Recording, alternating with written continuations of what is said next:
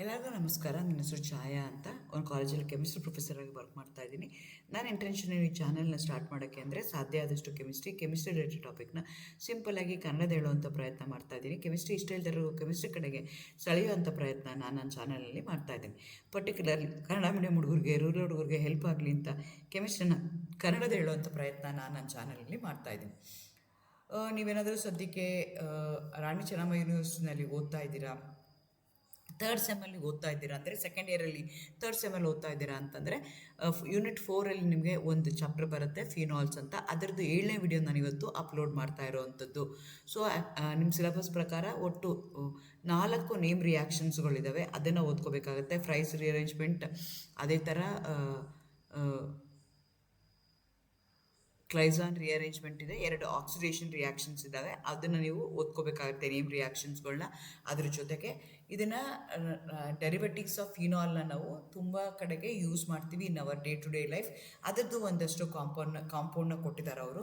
ಅದು ಯಾವ್ಯಾವುದು ಅಂತಂದರೆ ಎನ್ ಹೆಕ್ಸೈಲ್ ರೆಸಾರ್ಸಿನಾಲ್ ಅಂತ ಕೊಟ್ಟಿದ್ದಾರೆ, ಪಿಕ್ರಿಕ್ ಆ್ಯಸಿಡ್ ಕೊಟ್ಟಿದ್ದಾರೆ, ಮತ್ತು ಡೆಟಾಲ್ ಕೊಟ್ಟಿದ್ದಾರೆ. ಈ 3 ಕಾಂಪೌಂಡ್ನು ಸ್ಟ್ರಕ್ಚರ್ ಬರೆಯೋಕ್ಕೆ ಬರಬೇಕು ನಮಗೆ. ಅದರದ್ದು ಯೂಸಸ್ ಏನಾಗುತ್ತೆ, ಯಾವ ಥರ ನಾವು ಅದನ್ನು ಸಿಂಥಸಿಸ್ ಮಾಡ್ತೀವಿ ಅನ್ನೋದು ನಮಗೆ ಗೊತ್ತಾಗಬೇಕಾಗತ್ತೆ. ಇದು ನಿಮಗೆ 2 ಮಾರ್ಕ್ಸ್ಗೆ ಸಿಂಥಸಿಸ್ ಆಯಿತು, ಸಿಂಥಸಿಸ್ ಯೂಸಸ್ ಎರಡೂ ಕೇಳಿತ್ತು ಅಂತಂದರೆ 4 ಮಾರ್ಕಿಗೆ ಕೇಳ್ತಾರೆ. ಬರೀ ಸಿಂಥಸಿಸ್ ಕೇಳಿದ್ರು ಅಂತಂದರೆ 2 ಮಾರ್ಕ್ಸು, ಬರೀ ಯೂಸಸ್ ಕೇಳಿದ್ರು ಅಂತಂದರೆ 2 ಮಾರ್ಕ್ಸ್ ಇರುತ್ತೆ. ಸೊ ಹಾಗಾಗಿ ಇದನ್ನು ನೀವು ಓದ್ಕೋಬೇಕಾಗತ್ತೆ. 3 ಕಾಂಪೌಂಡ್ದು N hexyl resorcinol, picric acid and Dettol. All the three are derivatives of phenol, and they're going to have a lot of application in our day to day life. ಎಲ್ಲ ನಮಗೆ cleansing ಏಜೆಂಟಾಗಿ use ಮಾಡ್ತವೆ, ಡಿಸ್ಇನ್ಫೆಕ್ಟೆಂಟಾಗಿ use ಮಾಡ್ತಾರೆ, ಆ ಥರದಕ್ಕೆಲ್ಲ antiseptic ಆಗಿ use ಮಾಡ್ತೀವಿ. ಅಂಥದ್ದನ್ನು ಇಲ್ಲಿ ಅವರು ನಿಮ್ಮ ಸಿಲೆಬಸ್ಸಲ್ಲಿ ಇಟ್ಟಿದ್ದಾರೆ. ಮೊದಲನೇದು ಎನ್ ಹೆಕ್ಸೈಲ್ ರೆಸಾರ್ಸಿನಾಲ್. ಬೆನ್ಝೀನ್ ರಿಂಗಿಗೆ 2 OH ಗ್ರೂಪು ಮೆಟಾ ಪೊಸಿಷನ್ಗೆ ಅಟ್ಯಾಚ್ ಆಗಿದ್ದರೆ ಅಂಥದ್ದನ್ನು ನಾವೇನಂತ ಕರಿತೀವಿ, ರೆಸಾರ್ಸಿನಾಲ್ ಅಂತ ಕರಿತೀವಿ. ಅದಕ್ಕೆ ಏನಾಗ್ತಿದೆ, ಎನ್ ಎಕ್ಸೈಲ್ ಏನಂತಂದರೆ ನಾರ್ಮಲ್ ಅಂತ, ಅಲ್ಲಿ ರಿಂಗ್ ಆಗಿಲ್ಲ ಅಂತ. ಸೊ 1 2 3 4 5 6 ಗ್ರೂಪ್ ಇರೋ ಅಂಥದ್ದು, 6 CH ಇರೋವಂಥ ಗ್ರೂಪ್ ಏನಾಗ್ತಿದೆ, ಅದಕ್ಕೆ ಅಟ್ಯಾಚ್ ಆಗ್ತಿದೆ. ಈ ಗ್ರೂಪ್ಗೆ ಏನು ಅಂತ ಕರಿತೀವಿ ನಾವು, ಎಕ್ಸೈಲ್ ಗ್ರೂಪ್ ಅಂತ ಕರಿತೀವಿ. ಈ ಥರ compound it is used as a local anaesthetic ಆಗಿ ಯೂಸ್ ಮಾಡ್ತಾರೆ, ಆ್ಯಂಟಿಸೆಪ್ಟಿಕ್ ಆಗಿ ಯೂಸ್ ಮಾಡ್ತಾರೆ, ಸ್ಕಿನ್ ಲೈಟ್ನಿಂಗ್ ಏಜೆಂಟಾಗಿ ಯೂಸ್ ಮಾಡ್ತಾರೆ. It has lot of application. ಕಾಸ್ಮೆಟಿಕ್ಸಲ್ಲಿರ್ಬೋದು, ಫಾರ್ಮಾದಲ್ಲಿರ್ಬೋದು, ಫುಡ್ ಇಂಡಸ್ಟ್ರಿಯಲ್ಲಿರ್ಬೋದು. ಹಾಗಾಗಿ it is a derivative of phenol. So ಹಾಗಾಗಿ ನೀವು ನೋಡ್ಕೋಬೇಕಾಗತ್ತೆ. ಇದನ್ನು ಯಾವ ಥರ ಪ್ರಿಪೇರ್ ಮಾಡ್ತಾರೆ ಅಂತಂದರೆ 2 ಸ್ಟೆಪ್ಪಲ್ಲಿ ಪ್ರಿಪ್ರೇಷನ್ ಆಗುತ್ತೆ. ಮೊದಲು ಏನಾಗುತ್ತೆ ಅಂದರೆ acylation of resorcinol by Friedel Crafts acylation reaction. ನಿಮ್ಗೆ ಆಲ್ರೆಡಿ ಗೊತ್ತಿದೆ, Friedel Crafts reaction it's electrophilic substitution reaction ಅಂತ ಕರಿತೀವಿ. ಅಸೈಲೇಷನ್ ಅಂತಂದರೆ ಅಸೆಟೈಲ್ ಗ್ರೂಪ್, COCH3 ಗ್ರೂಪ್ ಏನಿದೆಯಲ್ಲ ಅದು ಅಟ್ಯಾಚ್ ಆಗುತ್ತೆ. ಅಂಥದಕ್ಕೆ ನಾವೇನಂತ, H is replaced by acyl group.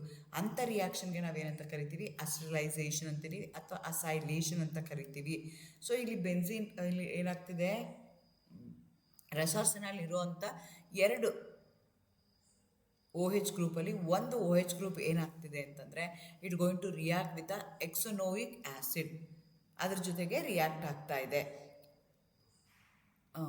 ಎಕ್ಸೋನೋಯಿಕ್ ಆ್ಯಸಿಡನ್ನು acid derivatives of hexanoic acid ಆಗ್ತಾ ಇದೆ. ಸೊ 1 2 3 4 5 ಇಲ್ಲಿಗೆ 6 ಇದೆ. ಸೊ 6 COCl ಆಗ್ತಾ ಇದೆ. ಸೊ ಇಲ್ಲಿ ಆ್ಯಕ್ಚುಲಿ ಇದು ಎಕ್ಸೋನೋಯಿಕ್ ಆ್ಯಸಿಡ್ ಅಲ್ಲ, ಇದು ಕ್ಲೋರೋ ಎಕ್ಸೋನೋಯಿಕ್ ಆ್ಯಸಿಡ್ ಆಗ್ತಿದೆ. ಕ್ಲೋರೋ ಆ್ಯಸಿಡ್ ತೊಗೊಳ್ತಾ ಇದ್ದೀವಿ. ಅವೆರಡೂ ರಿಯಾಕ್ಟ್ ಆದಾಗ ಇಲ್ಲೇನಾಗುತ್ತೆ, there will be removal of water ಆಗುತ್ತೆ. The reaction takes place in presence of the Lewis guest list like AlCl3. ಅವಾಗ ನಿಮ್ಗೆ ಏನಾಗುತ್ತೆ, 2 ಈ ಥರ ಪ್ರಾಡಕ್ಟು ನಿಮಗೆ ಬಂತು. ಇದು ಏನಾಗುತ್ತೆ ಅಂದರೆ ರಿಡಕ್ಷನ್ ಆಗುತ್ತೆ. ಇಲ್ಲಿ C ಡಬಲ್ ಬಾಂಡ್ O ಏನಿದೆಯಲ್ಲ ಅದು ರಿಡಕ್ಷನ್ ಆಗುತ್ತೆ. Methylene group in zinc and dilute HCl to form 4N hexyl resorcinol ಆಗುತ್ತೆ. This is a structure of 4X resorcinol ಆಗುತ್ತೆ. ಇವೆರಡರ ಮಧ್ಯೆ ಮೆಟಾ ಪೊಸಿಷನಲ್ಲಿರುತ್ತೆ. ಇಲ್ಲಿ C ಡಬಲ್ ಬಾಂಡ್ O ಇರುತ್ತೆ, ಅದೇನಾಗುತ್ತೆ CH2 ಆಗಿ ಕನ್ವರ್ಟ್ ಆಗುತ್ತೆ ಬೈ ಡೂಯಿಂಗ್ ದಿ ರಿಡಕ್ಷನ್ ಮಾಡಬೇಕು ಅಂದರೆ ಅದರ ರಿಡ್ಯೂಸಿಂಗ್ ಏಜೆಂಟ್ ಯೂಸ್ ಮಾಡ್ಬೋದು. ಲೈಕ್ ಜಿಂಕ್ ಅಂಡ್ HClನ ಯೂಸ್ ಮಾಡಿ ಇಲ್ಲಿ ಏನು ಮಾಡ್ತಾ ಇದ್ದಾರೆ, ಅವರು ರಿಡಕ್ಷನ್ ಮಾಡ್ತಾ ಇದ್ದಾರೆ.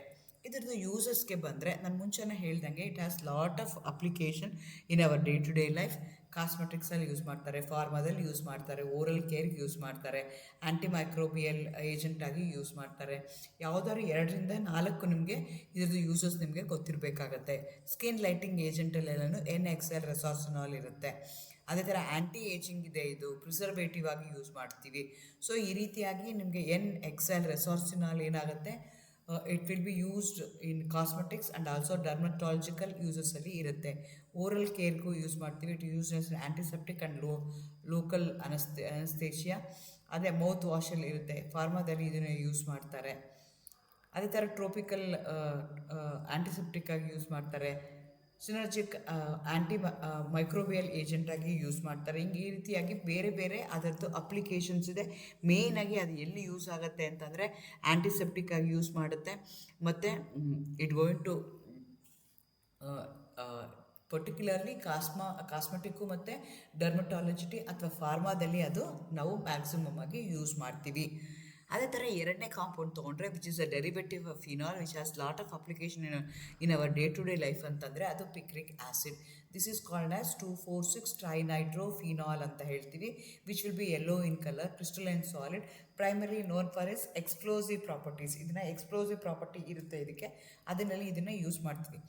So behind the explosive nature, picric acid is also used in the production of matches, electric batteries, dyeing textiles, as sensitizer in a photographic emulsions ಅಲ್ಲೂ ಇದನ್ನು ಯೂಸ್ ಮಾಡ್ತಾ ಹೋಗ್ತಾರೆ.